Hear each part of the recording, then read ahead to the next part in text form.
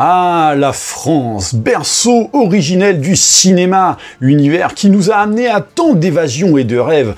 La France, ce pays au patrimoine culturel hors norme qui permettait de nous ériger parmi les plus riches et enviables. Et ça, Luc Besson, il l'a bien compris. D'un début de carrière fracassant qui le place au rang de maître cinéaste du drapeau tricolore, au point que même les Amerlocs nous ont presque boudé le 5e élément par pure jalousie, jusqu'au moment où il décidera qu'il est temps que quelqu'un pose ses coronets sur la table pour réimposer la France dans l'univers des blockbusters de grande ampleur, avec rien de moins qu'un fleuron de la littérature imagée made in Cocorico, Valérian et Laureline, en réalisant donc Valérian et la Cité des 1000 planètes. Mais c'était en oubliant le plus important, à savoir que Luc Besson, durant 20 ans, c'est aussi le symbole d'une formule cinématographique bien merdouilleuse à travers sa société de production EuropaCorp. Alors Valérian a-t-il suivi cette mouvance? Suspense!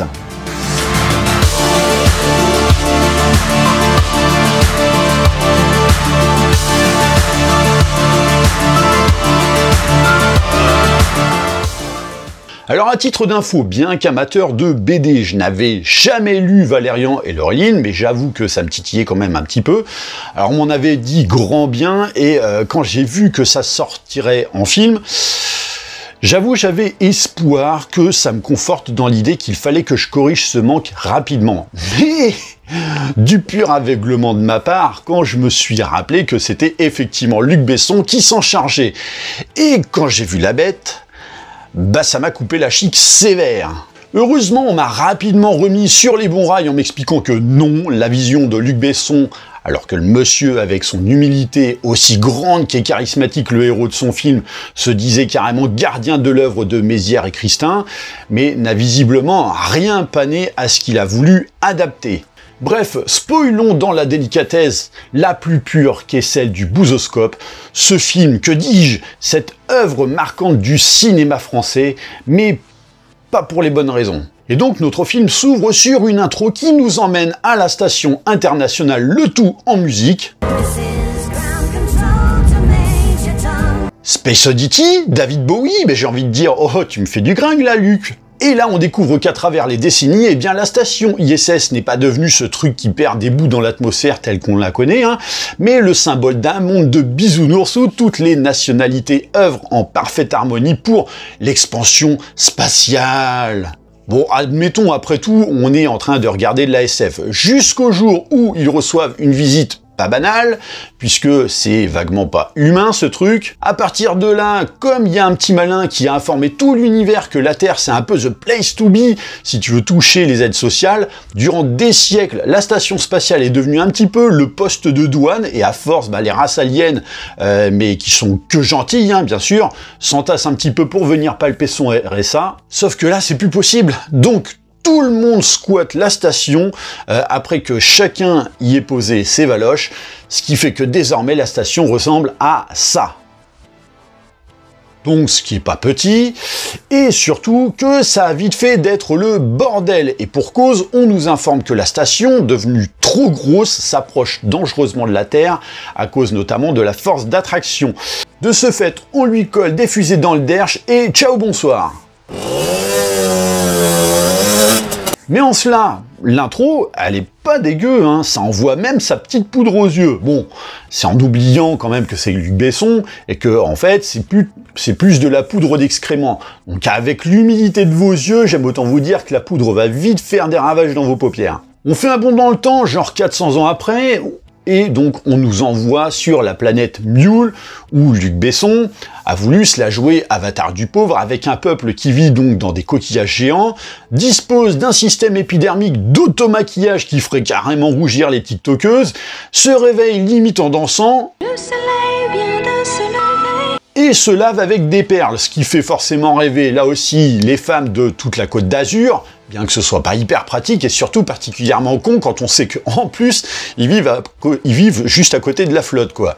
Mais bon, qui suis-je pour donner des conseils d'hygiène à quelqu'un qui se lave à l'eau sèche, Remarque, ça doit être comique s'ils étanchent aussi leur soif avec des perles de 3 cm de diamètre, bien que pour aller pisser, ça doit être une épreuve de tous les instants, Ah bah on attend une démo avec impatience. Bref, on découvre qu'en fait, leur perle, c'est aussi une ressource rituelle où on sélectionne les plus purs pour nourrir la planète en remerciement de ce qu'elle offre à son peuple. Et pour ce faire, on donne cette perle à la princesse de la planète qui force son dragounet de compagnie à la bouffer pour en chier instantanément des dizaines identiques. Ah, il paraît que c'est le même peuple qui produit les Skittles du monde entier, avec juste une dizaine de ces bestioles. Sauf que la fête va pas durer quand le ciel s'assombrit et que des vaisseaux se crashent. Donc imaginez l'effroi de la demoiselle et de son peuple face à un tel déluge d'effets spéciaux moches comme ça. Bref, c'est un sacré bordel, ce qui fait qu'en plus pour la saison estivale, bah, c'est le tourisme qui risque d'en prendre un coup. Hein. Et donc le roi et son peuple ont bien l'intention d'aller voir les épaves pour aller tirer les oreilles du conducteur. Manque de bol pour eux, le vaisseau est littéralement vide. Voilà, les passagers se sont tous fait la malle dans un trou noir du scénario, ce qui est quand même bien pratique pour éviter d'avoir à remplir un constat, hein, surtout quand t'es en tort. Bon, ce qui est un peu con, puisqu'aujourd'hui t'as juste à dire que tu contractes pas.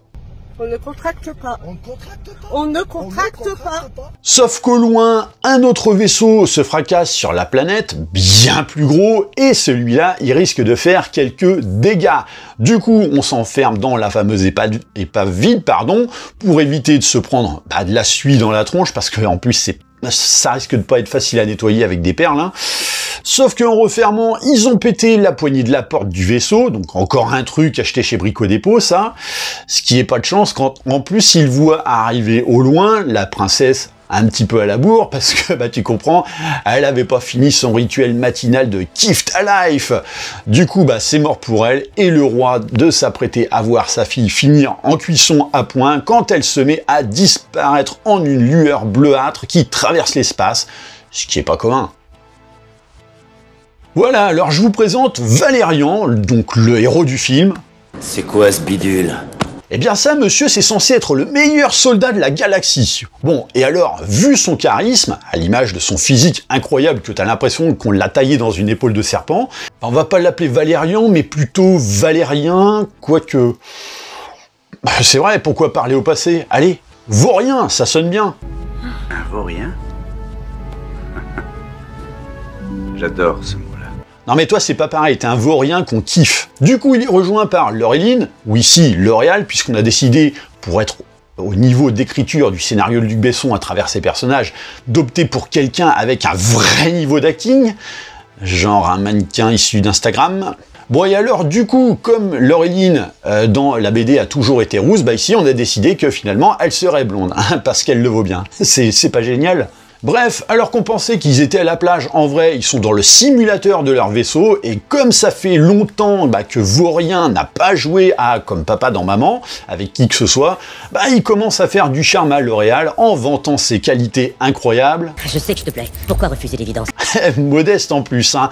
Alors déjà, là, il y a quand même moult problèmes. Primo, personne lui a dit qu'il fait autant fantasmer qu'une assiette d'escargot. Mais surtout, je sais pas, l'acteur, quand il a lu le script, il s'est pas dit que bon, il est un peu aux antipodes du sauveur de la galaxie. Et puis, alors, j'ai envie de dire, Luc Besson, quoi. Non mais le mec, en vrai, il a pas décroché de son délire de film pour enfants avec Arthur et les Minimoys.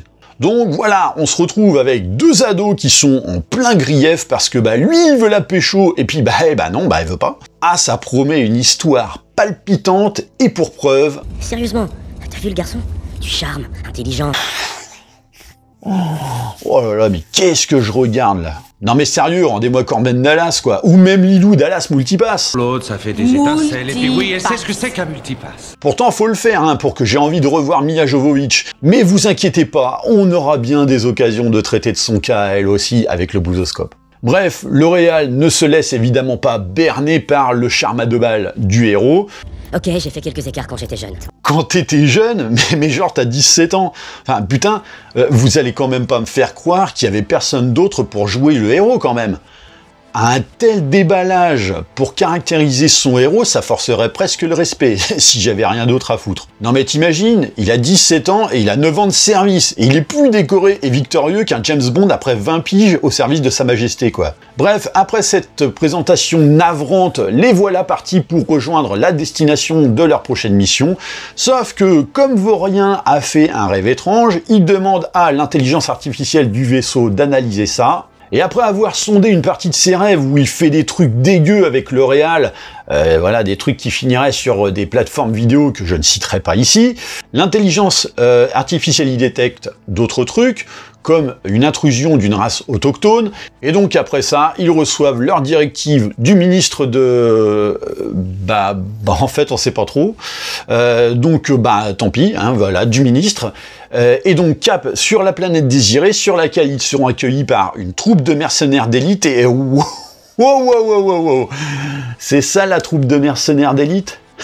Bon, ceci étant, quand tu vois l'allure des sauveurs de la galaxie, ça laisse songeur. Bref, le but de la mission, intégrer un truc qui s'appelle Big Market, trouver une boutique pour y récupérer un bidule qui s'appelle un transmuteur et sortir sans encombre. Bref, via leur bus scolaire à réaction, c'est d'un goût affligeant en matière de design ce film, et alors vous avez pas vu le reste. Ils rejoignent Big Market, mais comme la priorité de Luc Besson dans ce film n'est pas de raconter une véritable aventure, visiblement, mais plutôt une romance pour gosses, eh bien Vaurien demande L'Oréal en mariage comme s'il avait envie d'aller aux chiottes, tu sais, hein, donc la demande en mariage la plus éclatée que t'aies jamais vue, sérieux. Bon, puis de toute façon, c'est mort, Vaurien, faut être majeur pour se marier. Bon, par contre, avec une attitude comme ça, qui frôle limite le harcèlement moral et sexuel en même temps, hein, bon, de nos jours, ça passe moyen, mais bon, quand on est mis en scène par Luc Besson, qui est quand même déjà expert en la matière, fallait pas s'attendre à plus de finesse. Bref, et alors, c'est quoi Big Market? Eh ben, c'est ni plus ni moins qu'un croisement entre Amazon et le souk de Marrakech, mais dans une autre dimension. Et donc, pour le voir, tu dois mettre une sorte de dispositif VR que tu as l'impression qui est sorti de chez Wish, et qui ressemble à un casque de chantier tuné, et est équipé de gants spéciaux, pour y visualiser donc une galerie commerciale gigantesque sur 50 niveaux. Mais en vrai, c'est ça. Et alors, c'est là qu'on voit à quel point un scénariste peut s'en battre les roubibis.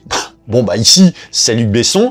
Quand il crée un concept qui, au demeurant, peut être hyper sympa, mais qui, finalement, ne tient pas debout quand, notamment, les gens évoluent dans le monde réel sur un seul niveau, alors que dans le virtuel, ils peuvent prendre des escaliers et puis des ascenseurs et tout ce que tu veux. Non mais genre, t'imagines, oups, pardon monsieur, loin de moi l'idée de départ de frotter par inadvertance mon sgeg sur les fesses de madame votre femme, hein, mais bon, moi en fait, ce qu'il y a c'est que je suis dans le même axe que vous, mais 2 niveaux au-dessus en train d'acheter un plat couscous quoi. Bref, c'est complètement débile. Du coup, Vaurien va à son point de destination, tandis que L'Oréal s'infiltre également dans la surface plane qui accueille Big Market, et autant dire que ça n'a pas l'air très réglo le secteur en question, surtout que certaines enseignes sont carrément gardées par des chiens extraterrestres avec des dents de requin, et des gardes aliens armés, et qu'en plus, on découvre que le secteur est interdit aux humains. Mais bon, heureusement pour Vaurien, les rues sont complètement désertes, ce qui est tout de même très étrange pour une galerie commerciale, surtout en heure de pointe, hein. Mais ce qui lui permet de pouvoir circuler sans se faire repérer parce que, parce que le scénario en a besoin. Du coup, il a rendez-vous avec un agent infiltré qui lui donne un flingue dans le monde réel et un dispositif pour faire en sorte que ce flingue soit utilisable dans la dimension Big Market. Donc en gros, une espèce de boîte en ferraille qui doit peser facile 5 kilos, ce qui doit être super pratique, dites-moi, hein, pour une mission d'infiltration. Et donc le collègue de le rendre invisible dans l'univers virtuel en l'effaçant avec une raclette. Si, une raclette, voyez. Et dans la fameuse boutique où Vaurien est censé récupérer le soi-disant transmuteur, le patron, qui ressemble plus ou moins à un prêteur sur gage russe aux allures d'étron, accueille 2 acheteurs qui s'avèrent être... Oh bah ça alors, c'est des perlouses. Oui, on va les appeler comme ça vu qu'ils aiment beaucoup les perles. Et visiblement, eux aussi, ils veulent le transmuteur, et donc au bruit que ça fait dans la boîte dans laquelle c'est stocké, ça semble finalement être un de ces fameux dragounets qui chient des perles. Sauf qu'il y a rapidement embrouille, après que le patron veuille les entuber en voulant garder la bestiole pour fabriquer des richesses en masse, mais alors dans ce cas, j'ai envie de dire, pourquoi au départ envisagé de le vendre. C'est complètement stupide. Du coup, les esprits s'échauffent un peu, et alors que tout le monde se menace, c'est Vaurien qui pète l'ambiance, se présente notamment en balançant son CV, alors que t'aurais pu faire ton truc en loose day, ni vu ni connu, je t'embrouille, et puis on passe à autre chose. Mais bref, avec l'aide de L'Oréal, il récupère le dragounet, qu'on appellera gastro, hein, parce que ça aime beaucoup chier et en grosse quantité. Et Vaurien en profite aussi pour chourer la perle qui devait servir à payer le revendeur par réglo qui, maintenant qu'il connaît l'identité du voleur, a bien l'intention de le prendre en chasse. C'est ce que je disais, pourquoi balancer ton identité quand tu peux le faire discret? Bah oui, mais sans ça, le film durerait 10 minutes de moins et on se serait passé finalement d'une scène d'action de merde, quoi. À partir de là, Vaurien retire sa main de la boîte magique et ses lunettes virtuelles pour disparaître et quitter intégralement l'univers simulé de Big Market. Et ah bah non, Vaurien étant plus con encore que la moyenne, a préféré garder sa main dans la boîte magique, qui permet donc à l'ennemi de déduire de sa position présumée. Donc, mais enfin, c'est débile ma parole. Et ce qui permet donc à Luc Besson de justifier d'une course-poursuite toute pourrie, où en fait, comme la boîte magique est endommagée, la partie de son bras avec le flingue est bloquée dans Big Market. Du coup, L'Oréal vient l'aider en réparant la boîte comme ça. Oui, parce que c'est bien connu que c'est comme ça qu'on répare des trucs ultra high-tech, hein, ce qui permet notamment à Vaurien de récupérer son bras et de ne plus exister dans l'univers de Big Market. Mais alors, en gros, parce que là, on s'est quand même bouffé 20 minutes truffées de trucs invraisemblables, alors que t'avais juste à te passer un coup de raclette magique sur le corps pour devenir invisible dans Big Market. Tu te pointais avec la boîte de L'Oréal, plutôt que ton espèce de gros boîtier autour du bras, là, tu chourais gastro, et le tout était plié, quoi. Bah non, pourquoi faire simple quand on peut faire nul à chier, quoi. Sauf que dans tout ça, y en a un qui est quand même pas content, c'est le patron de la boutique douteuse, qui lui aussi, il a un dispositif magique, mais qui permet de faire l'inverse, c'est-à-dire d'envoyer des choses dans le monde réel, comme cette bestiole, à qui notamment il explique que Vaurien lui a piqué son poète-poète, hein, donc forcément la bestiole elle est pas très contente non plus, et se met à leur courir après, tandis que les héros fuient via le bus magique. Pour se sortir de là, Vaurien appelle l'IA de son vaisseau pour qu'il les rejoigne, tandis que tous les Jean-Michel sacrifiables meurent tous dans le bus blindé, mais pas trop blindé finalement, hein, ce qui est quand même moche pour du matériel militaire d'opération spéciale. Heureusement, les deux héros s'en sortent in extremis, et pas les autres, tant pis pour eux, hein, bon, de toute façon on s'en fout, et les voilà partis pour quitter la planète. Du coup, le temps du trajet pour livrer le colis, L'Oréal va faire un brin de toilette à gastro. Alors pour ce faire, elle le fout ni plus ni moins dans une sorte de micro-ondes. On dirait le scénario d'un épisode de Faites entrer l'accusé avec une mère tueuse et son nouveau-né, quoi. Et normalement, là... paf, ça fait des chocs à pic. Bon, pas ici. Mais sinon, en gros, dans ce film, quand il s'agit de faire sa toilette, personne n'utilise de flotte. Enfin, je sais pas, c'est devenu dangereux. De son côté, Vaurien analyse la perle et découvre qu'en fait, c'est une source d'énergie ultra puissante qui ferait rougir n'importe quel fabricant d'armes lourdes. Hein. De là, l'intelligence artificielle de son vaisseau lui explique que ça provient de la planète Mule, mais qu'elle, en fait, elle a été détruite il y a 30 piges. Mais hélas, quand il veut en apprendre un peu plus sur les événements concernant la disparition de cette planète, non, il n'a pas l'habilitation, c'est moche. Bref, il est rejoint par L'Oréal, ce qui suffit pour qu'il en oublie son devoir d'agent fédéral, parce que, tu comprends, il a envie de tremper sa quicoute. Bref, leur destination, c'est donc Alpha, donc anciennement la station internationale qui est devenue presque une microplanète artificielle.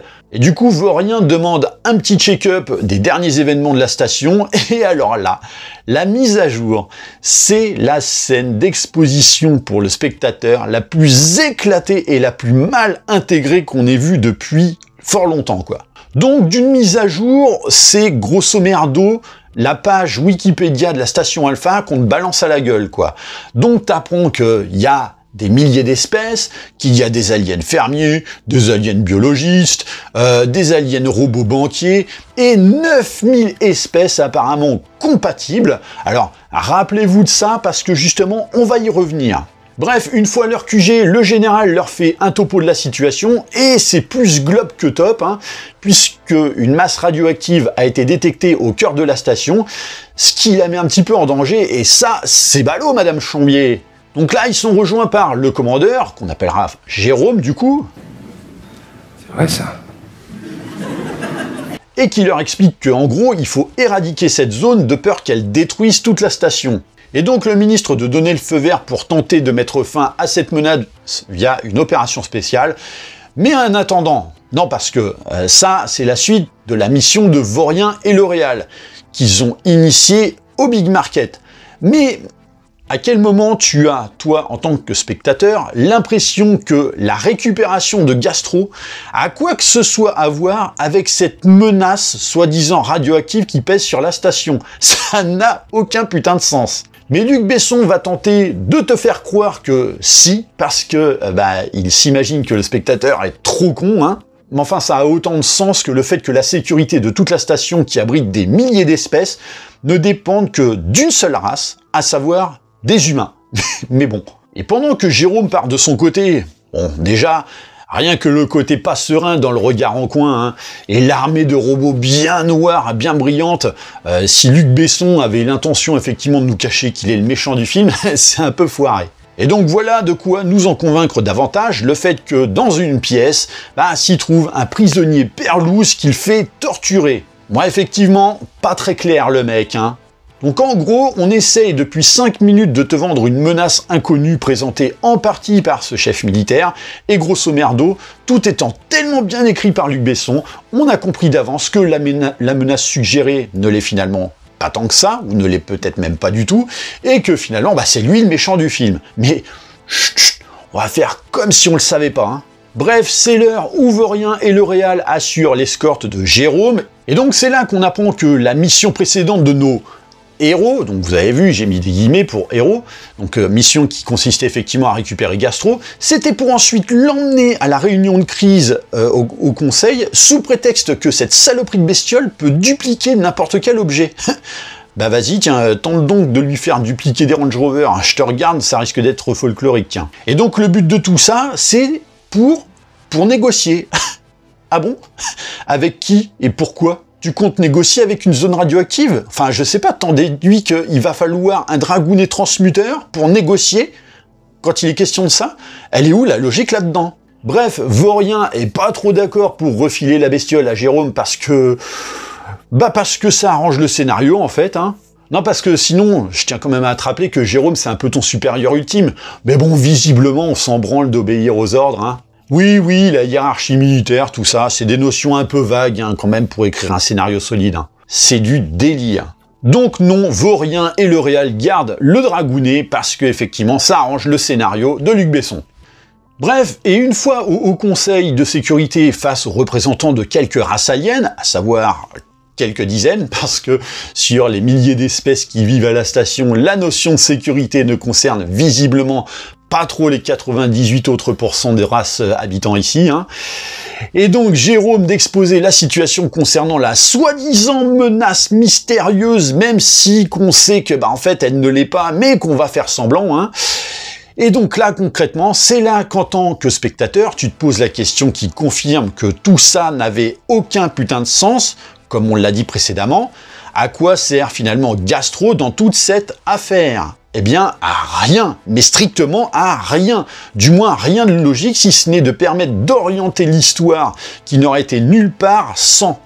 Cette espèce de facilité scénaristique, c'est incroyable.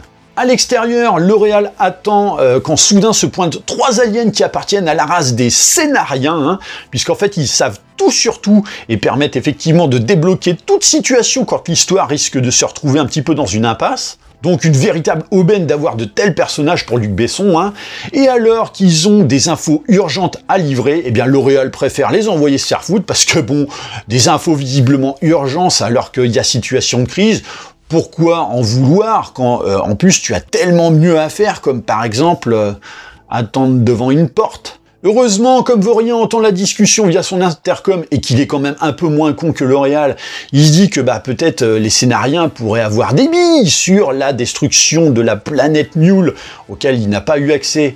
Et en gros, eh bien oui, il y avait un militaire autrefois qui savait des choses dessus, mais que pour le coup, il s'est fait dessouder. C'est ballot, hein.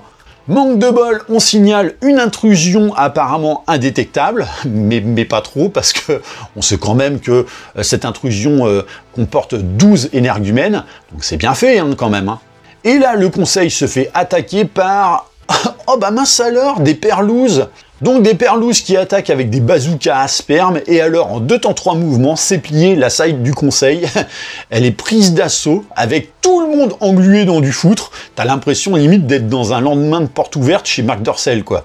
Et voilà nos perlouses qui embarquent Jérôme le commandeur, et une fois parti, Vaurien se libère grâce au dispositif qu'il avait pile poil dans sa poche, hein, donc dispositif qui lui permettait de se libérer du piège inconnu d'un ennemi inconnu. C'est quand même bien fait, dites-moi, hein. Du coup, il libère sa copine parce que sinon, elle aurait fini morte étouffée, et puis après, il pourrait plus espérer faire zizi pampan avec elle, enfin, pas avec elle vivante, hein. Oh, c'est dégueulasse, ça. Bref, Vaurien a donc compris que ce sont des perlouses, donc race qu'il n'est pas du tout censé connaître, je le rappelle, hein. Mais bon, la logique, tout ça... Et donc il décide de les poursuivre, aidé depuis le poste de commandement par L'Oréal. Du coup, pour les rejoindre, il traverse les parois de la station qui sont donc faites en alliage de papier crépon, hein, donc matériau indispensable pour l'isolation dans le domaine de l'aérospatial, hein.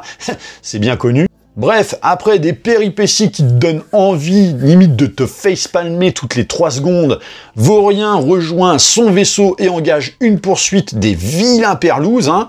Donc Vaurien tirant sur le vaisseau ennemi en oubliant que à l'intérieur se trouve quand même celui qu'il est censé sauver, hein.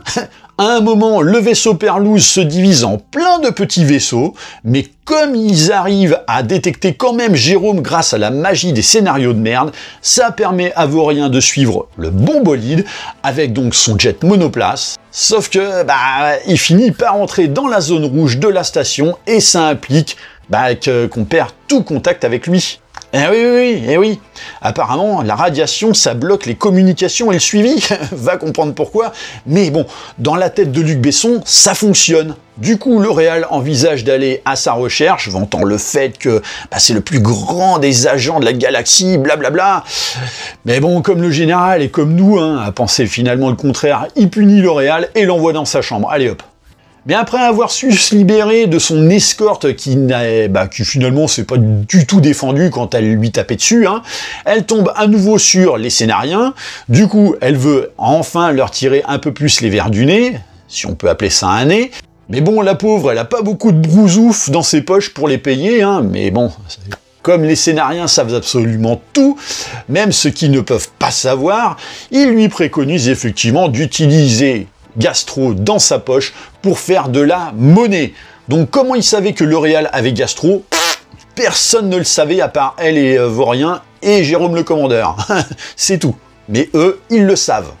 Une fois qu'ils ont été payés, ils lui expliquent qu'ils savent comment retrouver Vaurien, et elle et les 3 affreux, des amorceurs d'emmerdes scénaristiques, s'en vont dans un petit port pour aller retrouver un pseudo-pirate qui navigue dans une fosse marine de la station en sous-marin. Donc déjà, tu m'expliques, une fosse marine dans une station spatiale, mais attends, c'est pas fini, parce que là, ils vont devoir aller pêcher donc une méduse extra lucide, et pour ce faire, faut trouver une autre bestiole, à savoir ça, un bromosaure. Donc déjà, la fosse marine dans une station, c'était what the fuck, mais alors là, tu m'expliques comment ça s'est passé le jour où ces bestioles se sont pointées pour venir poser leur valoche? Qui a validé que ce serait idéal d'avoir un tel spécimen dans la station? Bref, le pirate explique que pour qu'il y ait une méduse, il faut que ce soit un mâle, ce qu'ils ont effectivement devant eux. Donc oui, il arrive bien à les reconnaître parce qu'il explique effectivement que les femelles sont beaucoup plus grosses. Donc en général, quand on t'annonce ça, c'est souvent révélateur, mais pas de la manière la plus fine, que tu vas croiser une femelle et que ça risque de pas bien se passer. Du coup, il retire la méduse du crâne du bromosaure, qui est pas super content, et se met à les courser avec ses potes. Donc, parce que la situation de détresse semble davantage le confirmer, je le répète, à quel moment on a estimé que ça avait sa place ici, ces bestioles? C'est des animaux de la taille d'un immeuble et en plus c'est pas commode. Bref, ils arrivent à les semer et c'est à ce moment-là qu'une femelle surgit de... Ah bah non, pardon, j'avais oublié que Luc Besson était au scénario. Donc non, on nous a teasé une bestiole beaucoup plus imposante, mais on ne la verra jamais. C'est extraordinaire. Moi c'est Bob, au fait.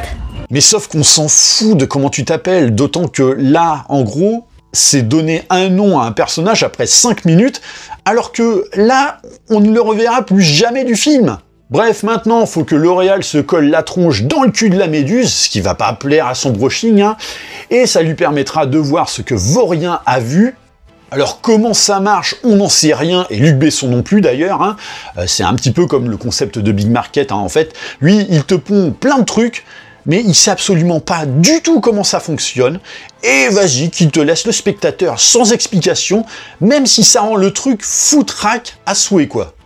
Du coup, c'est parti, et là, elle voit tout défiler, jusqu'à une enseigne du niveau où Vaurien se serait craché, et donc, suite à ça, elle part en sa direction, pendant que le général est bien emmerdé à son tour, parce que, il trouve qu'il y a baleine sous gravier, et que visiblement, quand il veut consulter des infos classifiées, il a beau être général, perdu.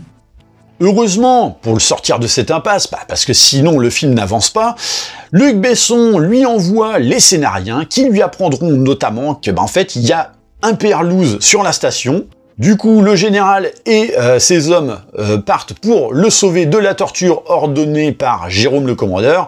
Tout ça pour que, finalement, le libéré décide de se suicider par transformation en onde subliminale. Mec, tu décides de mettre fin à tes jours quand t'es sauvé. Elle est où la logique? Surtout quand en plus t'aurais pu le faire depuis le début plutôt que de te laisser torturer.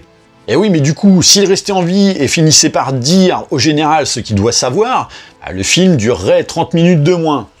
Du coup, comme le petit tour de magie du perlouse l'intrigue un petit peu, le général fait ses petites recherches, mais avec son adjoint, il découvre que cette race n'existe pas du tout dans la base de données de la station, donc effectivement, il y a un truc pas net là-dessous. L'Oréal, de son côté, arrive sur les lieux et wow. Ok, donc en gros, on a collé des falaises et des crevasses. Qui, bordel, qui a eu cette idée? Non mais c'est vrai, je trouve ça fascinant, moi. T'as des crevasses, des mers avec des monstres géants qui n'ont aucune utilité si ce n'est d'apporter une scène de spectacle foireuse pour trouver un Deus Ex Machina en forme de méduse. Et puis on a des zones rouges que tout le service de sécurité n'est pas en mesure de surveiller. C'est sacrément propre, tout ce boulot, dites-moi.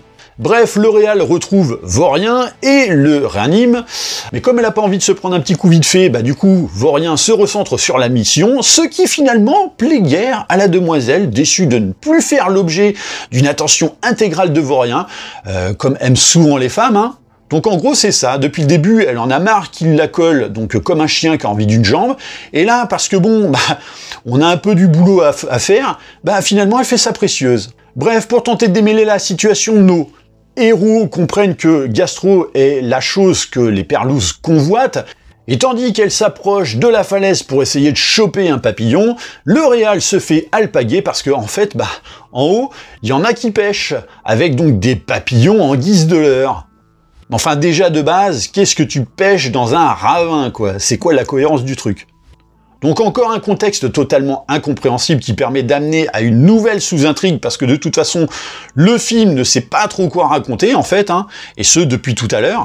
Du coup, pour tenter de la rejoindre, Vaurien essaye de choper lui aussi un autre leurre, et arrive donc au même niveau, mais trop tard, L'Oréal a été embarqué par des aliens cons, donc au sein de leur royaume. Et là, l'intelligence artificielle de Vaurien lui explique que il va devoir la jouer un petit peu fine pour éviter un incident diplomatique majeur avec cette race alien. Attends. Éviter un incident diplomatique majeur. Mais on parle bien d'une race alien qui vient de kidnapper un agent fédéral, là. Et humain, surtout. Non? Enfin, je sais pas, les humains qui, à la base, sont les régulateurs de l'accès à la station et en charge de la sécurité de celle-ci. Et c'est vous qui craignez un incident diplomatique majeur alors que c'est eux, là, les aliens cons, qui viennent d'en créer un, quoi. Enfin, je sais pas, mais à quel moment tu accueilles une race alien qui peut faire sa popote sans qu'on ne puisse veiller sur ses agissements? Ça n'a aucun putain de sens, ce film, c'est extraordinaire.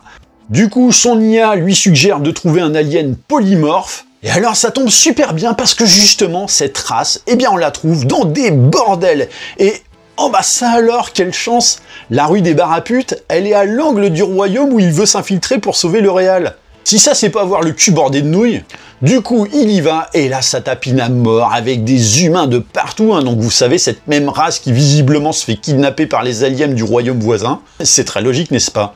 Et là, il y a un mec qui l'accoste, et qui, comme de par hasard, a le meilleur alien polymorphe de la station, hein. Donc si c'est pas de la chance, ça aussi. Et donc, une fois à l'intérieur, c'est parti pour le show. Et c'est parti pour le show. Et donc on se demande ce qui a bien pu passer par la tête d'un mec de vouloir caster Rihanna, hein, surtout quand on a vu son talent d'acting dans, par exemple, je sais pas moi, Battleship. Oh bah tiens, faut que je le garde en mémoire celui-là. À moins que Luc Besson l'ait casté dans l'espoir de se la taper ensuite, comme il essaie de le faire avec beaucoup de ses stars féminines, hein.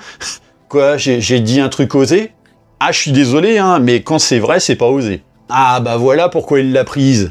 Bref, on passe par tous les déguisements, parce que, bah, tu comprends, hein, faut au moins amortir le prix de son casting, et comme elle joue aussi bien qu'une clé anglaise, bah, on l'a fait danser en slip, donc, bah, ça dure des plombs, c'est interminable, tandis que Vaurien, avec son filet de bave sur le coin de la bouche, est totalement impressionné, hein. Pour si peu, ça c'est parce qu'il a jamais vu le record mondial de saut à slip, hein. Donc Vaurien qui se détend, un petit cocktail à la main, en oubliant le caractère urgent de la situation, hein.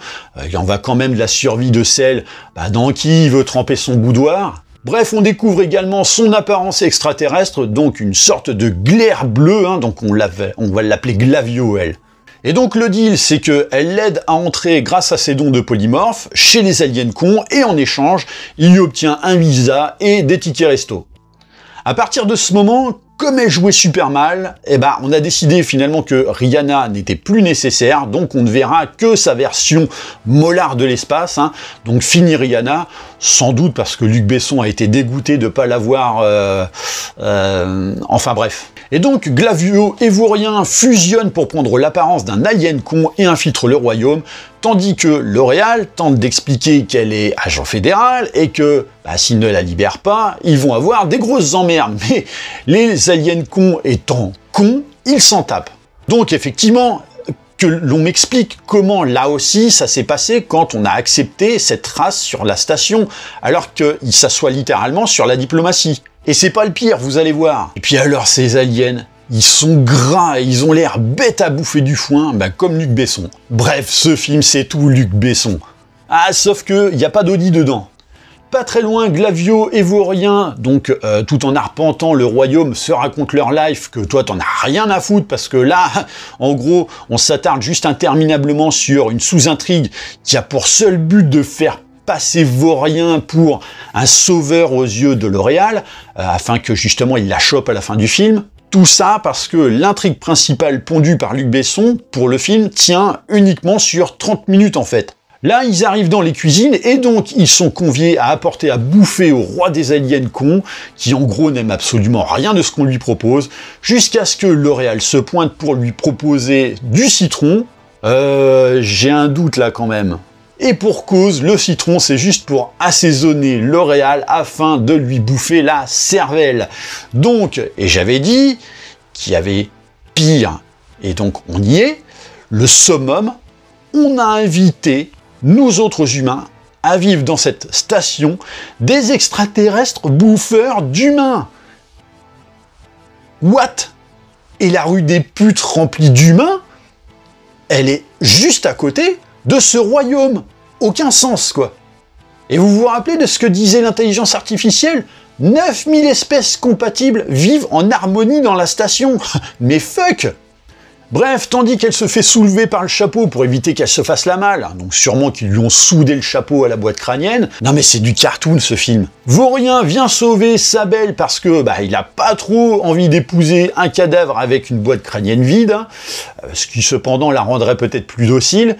Et alors là aussi, c'est cartoonesque les bastons. Du coup, il dézingue l'armée d'aliens cons dans l'affrontement le plus mou, le plus mal cadré et mal découpé qu'on ait jamais vu, mais l'horreur pour tout amateur d'action un tant soit peu bien réalisé, et finit en décapitant le roi. Mais bien sûr, tout ça en oubliant qu'il fallait quoi déjà? Ah oui, éviter tout incident diplomatique avec cette race.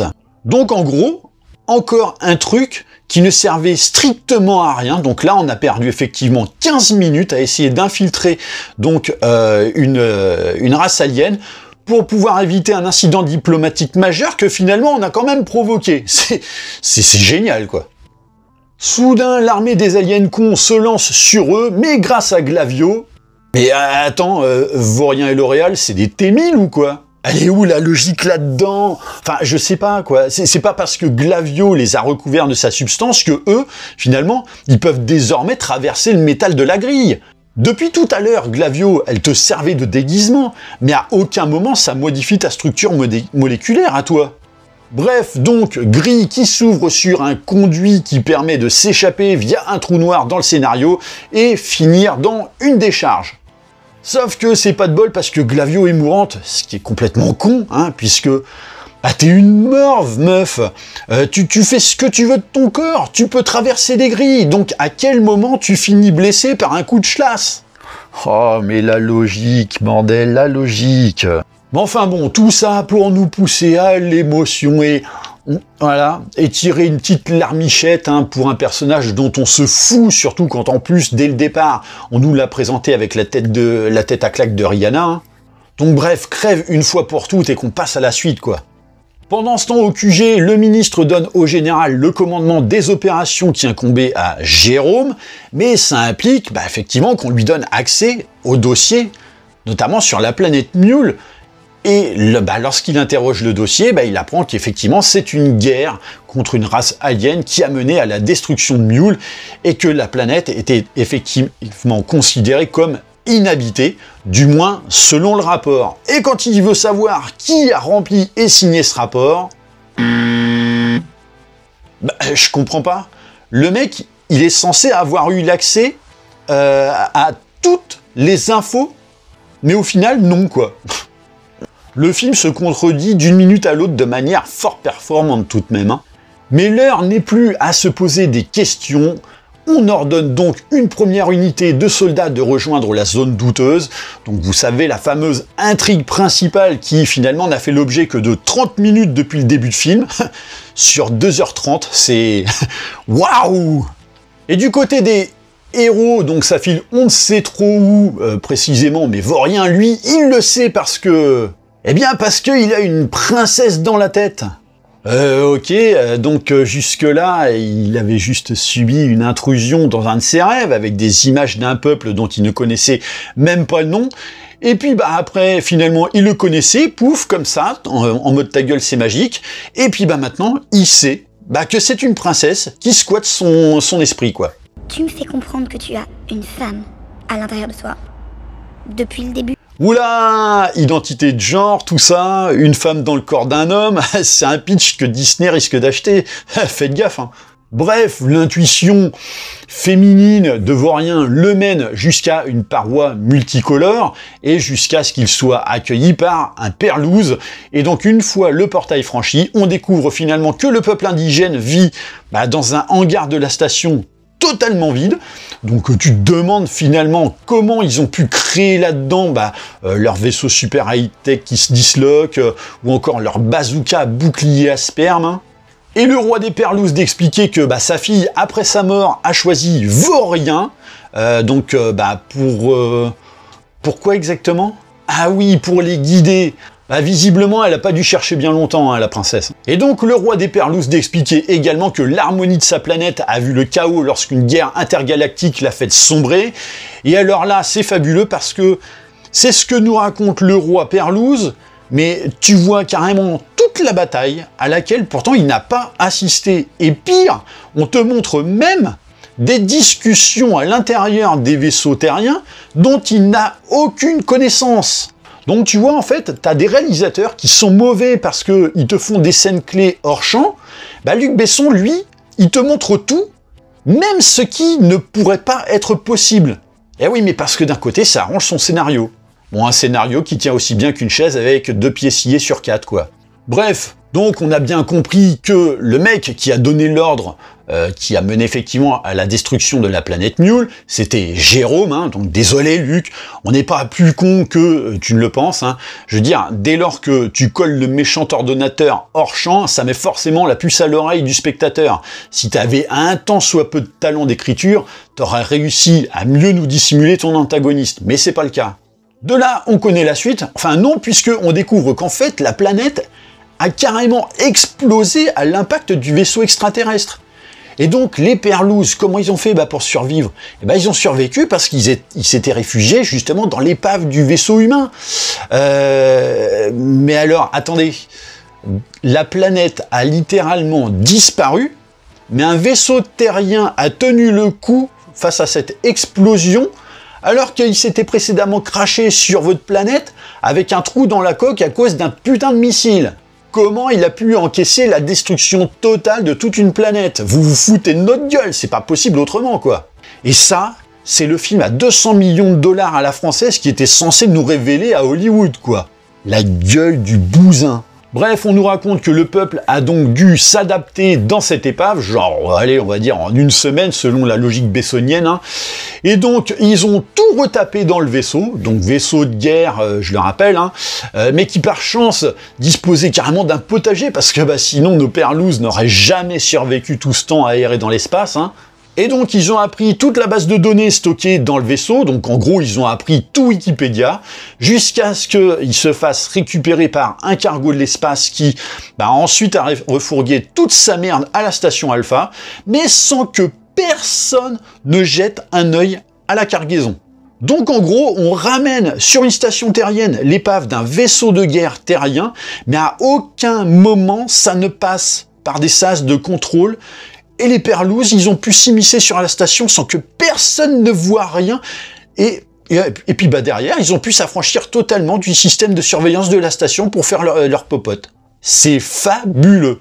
Du coup, ils ont pu user de toutes les ressources sans se faire griller pour construire un vaisseau, des armes et une super machine de la mort qui tue, mais qui finalement s'avère être donc un vaisseau, mais qui hélas requiert quelque chose d'important pour fonctionner, à savoir une perle et un transmuteur. Et alors ça tombe super bien, dites donc, parce que nos héros ont tout ce qui vous manque justement. Oui, mais alors non.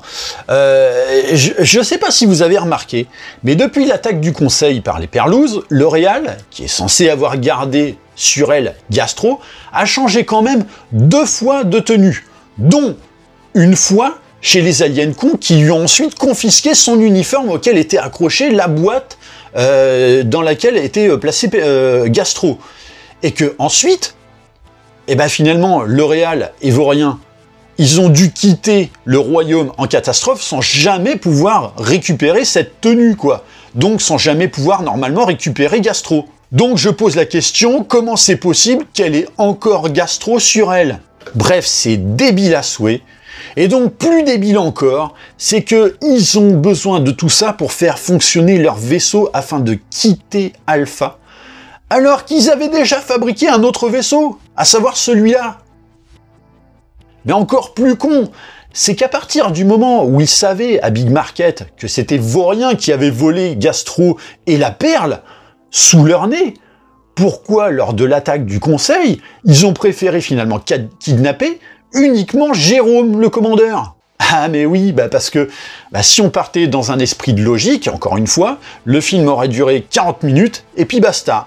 Donc merci Luc Besson de prolonger notre calvaire, notre plaisir. Et au loin, on découvre Jérôme qui depuis tout ce temps tape la sieste et qu'effectivement, il n'est pas étranger à tout ce merdier.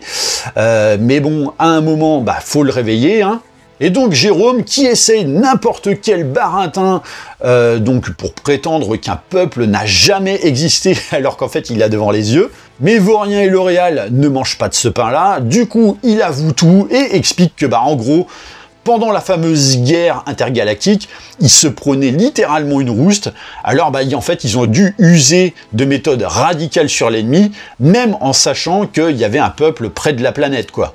Mais Jérôme, lui, il n'en avait rien à secouer parce que il avait une guerre à gagner. Bref, il tente de justifier son crime de guerre comme il peut, bon ça tient pas debout tout ça, pour finir en prétextant que il ne fait que suivre la logique du Haut Conseil qui implique de protéger, quoi qu'il en coûte, les concitoyens. Donc vous savez, le fameux conseil d'une station qui accueille des aliens bouffeurs d'humains, entre autres. Et ça parle de protéger ses concitoyens. Bref, Vaurien en a marre d'entendre ces idioties et lui demande de se taire à coups de poing, ce qui marche plutôt bien. Sauf qu'à l'issue, ça se chamaille entre nos héros, parce que L'Oréal, elle est d'avis de donner Gastro et la perle unique au Perlouse, mais Vaurien, lui, en fait, non, hein, il est un soldat et il obéit au règlement. Ce qui conforte L'Oréal dans l'idée que, non, elle veut pas l'épouser parce que tu comprends, tu sais pas ce que c'est, l'amour. L'amour, c'est beaucoup plus fort que tout le reste, Valérian. Des bisounours. Bref, après ce discours à l'eau de rose, mais qui sent plus la mouise qu'autre chose, il accepte et il a droit à un bisou qui lui fait dresser le zizi. Hélas, va falloir qu'il se la colle sur l'oreille parce que l'unité d'élite du général arrive sur les lieux sans savoir trop ce qui se trame derrière. Donc sans plus attendre, les Perlouses filent la perle à bouffer à Gastro, qui visiblement n'est pas constipé, et alimente la super machine qui refaçonne totalement le hangar en leur monde. Et donc les Perlouses sont désormais comme à la maison, hein. Sauf que là, de l'autre côté, ça te place des charges explosives à tout va, et donc nos héros s'affairent à transmettre un message au général, donc avec, comme par hasard, un système de communication d'une capsule qui traînait pile poil dans le coin, c'est quand même bien foutu. Et donc on demande d'annuler l'attaque. À partir de là, on explique la situation au général, ce qui le conforte effectivement dans les doutes qu'il avait sur tout ce merdier, mais... mais lui, il lui faut une confirmation de Jérôme. Donc il faut les aveux du fautif. Donc Jérôme qui tapait encore la sieste, donc décidément ça roupille beaucoup les très très hautes autorités dans ce film. Sauf que Jérôme, il est un peu con et préfère mourir plutôt que de vivre dans la disgrâce. Tuer tout le monde. Eh oui, parce que parmi l'unité d'élite, il y avait également des robots soldats noirs de Jérôme qui défouraillent aussi vite qu'un puceau qu'on aurait emmené virer sa cutie au bordel à la Jonquiera, hein. Mais heureusement, Vaurien intervient et déglingue avec son petit flingue les robots un à un, alors que eux, ils sont peut-être une vingtaine avec des fusils mitrailleurs qui te feraient péter de peur Robocop. Et tandis que le général et son adjoint tentent de désactiver le compte à rebours avant l'explosion, quel suspense! Luc Besson fera-t-il exploser les gentils ou seront-ils sauvés? Non, bien sûr, le vrai suspense, c'est de savoir si Luc Besson saura être à la hauteur d'un film aussi mauvais en faisant en sorte qu'il parvienne à arrêter le compte à rebours, évidemment, à 1 seconde de la détonation. Et... tada! Voilà. Et alors c'est extraordinaire parce que dès lors que l'explosion a été stoppée, il n'y a plus un seul robot en fonction. Pouf, disparu de l'histoire. Même ceux qui tiraient dans la salle de commandement. Tous aspirés dans un trou noir du scénario. Et donc les Perlouses de partir de la station avec leur vaisseau, avec notamment L'Oréal et Vaurien à leur bord, tandis que Jérôme, lui, a été laissé sur place, ligoté avec des cordes de bondage qui traînaient là. Et quelques heures plus tard, dans l'espace, nos héros ont été déposés sur le bas-côté de la route, donc dans la fameuse petite capsule qui avait servi de moyen de communication. Et le temps qu'on les retrouve, Vaurien explique que depuis le bisou, il est toujours au garde à vous, hein, donc c'est un peu ça, l'esprit soldat, toujours prêt à faire feu. Et que comme en vérité ça a été un petit peu l'intrigue principale du film, ni plus ni moins qu'une romance d'ado, eh bien à la fin il offre une bagouze avec donc une perle qu'il avait finalement récupérée, hein, donc une perle d'une puissance de 20 mégatonnes, donc qu'il donne à son amoureuse, ce qui aurait plutôt tendance à faire fuir n'importe qui, hein, mais bon, L'Oréal étant un petit peu coconne, elle accepte. Tu connais la chanson de Francky Vincent, Tu veux mon zizi? Du coup, comme ils ont plein de temps à tuer, eh bien vaut rien de profiter pour tester la souplesse du cuir des fauteuils de la capsule et le grand écart de L'Oréal. Avant qu'on ne vienne les sauver, mais que au final, eh bien, le fiasco du film fera qu'ils mourront dedans pour le bien des spectateurs. Voilà, donc, est-ce qu'il y a vraiment quelque chose à ajouter autour de ce film dont l'intrigue principale, qui fait fi à chaque instant de tout esprit de logique, repose sur des missions foireuses menées par des héros en carton et une intrigue tellement maigre qu'on est obligé de coller 12 000 sous-intrigues inintéressantes au possible à seule fin que deux ados qui se la jouent super-héros de l'espace, ou plutôt du vide spatial, finissent par se galocher? C'est fascinant, hein? Bref, on se réjouira au moins de ne pas avoir de suite, mais avec toujours quand même la crainte que Monsieur Besson décide de saccager une autre franchise en jetant son dévolu dessus. Donc bon, on va croiser très très fort les doigts. En attendant, n'hésitez pas à me dire ce que vous pensez par rapport à ce fabuleux chef-d'œuvre à la française dans les commentaires. Bien sûr, pensez à liker et partager la vidéo. Pensez à vous abonner à la chaîne de manière à vous tenir informé des prochains contenus. Et moi, je vous dis à très bientôt pour une nouvelle vidéo du Boozoscope. Allez, bye!